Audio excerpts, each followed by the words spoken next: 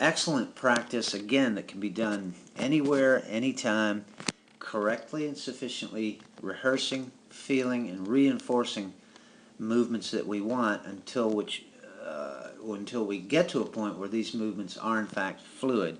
And again, it's very important that we have as a first objective that whatever movements we're practicing and rehearsing, they must become fluidly good, meaning that we're not going to be thinking about them. When we're out playing, we're just going to be making them.